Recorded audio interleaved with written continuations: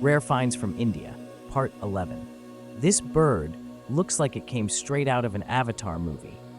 Meet the greater Indian hornbill, one of the most striking birds in the Indian forests. These birds can have wingspans of up to 5 feet. Imagine that soaring overhead. They live high up in the treetops, in dense forests from the Western Ghats to northeast India. The female hornbill seals herself inside a tree cavity for months to protect her eggs. The male brings food through a tiny slit in the seal. Talk about teamwork. Their loud, echoing calls can be heard from far away.